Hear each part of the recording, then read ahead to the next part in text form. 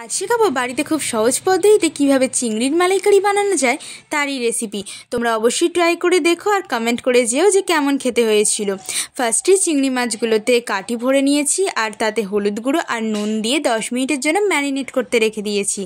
দেন সর্ষের তেল দিয়ে তাতে মাছগুলো 2 মিনিটের জন্য ভেজে নিয়েছি। খুব ভাজতে হবে না, 1-2 মিনিট ভাজলেই হয়ে যাবে। সেই তেলেতেই একটা তেজপাতা আর 4টে এলাচ দিয়ে দিয়েছি। তারপর এখানে পেঁয়াজ বাটা দিতে গিয়ে তো আমার গায়ে তেল ছিটকে এলো। দেন তাতে দিয়ে দিচ্ছি রসুন বাটা। ভালো করে যত তুমি কষাবে মানে কাইটা ততই ভালো হবে খেতে। গ্যাসটা আস্তে দিয়ে দেবে যদি মনে হয় যে ধরে যাচ্ছে। তারপর তাতে আদা বাটা দিয়েছি আর এখানে দিচ্ছি লঙ্কা বাটা, কাঁচা লঙ্কা বাটা। দেখো এখানে আমার মশলা থেকে তেলও ছেড়ে দিয়েছে, দারুণ একটা সেন্ট বেরোচ্ছিল। ভালো করে মশলাটা কষিয়ে নেবে। যদি মনে হয় বসে যাচ্ছে তো গরম জল দিতেই পারো তোমরা, বা নর্মাল জল দিতেই পারো, কারণ একটু বেশি গ্রেভিটা রাখতে হবে, নাহলে খাওয়া যায় না।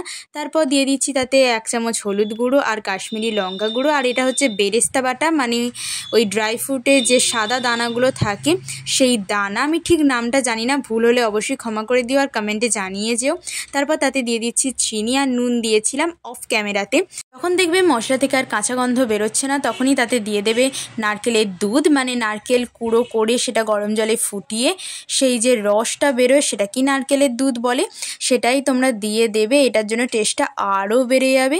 গ্যাসটা জোরে দিয়ে দেবে, টকবক করে ফুটবে, তাতেই চিংড়ি মাছ ভাজাগুলো দিয়ে দিতে হবে।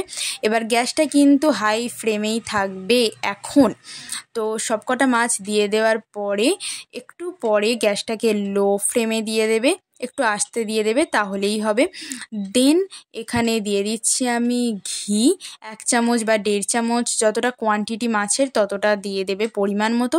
তারপর দিচ্ছি গরম মশলা গুঁড়ো, আর খেতে না জাস্ট অসাধারণ হয়েছিল। আমি ফার্স্ট টাইম ট্রাই করলাম, বাট সবাই বলছে খুব সুন্দর খেতে হয়েছিল।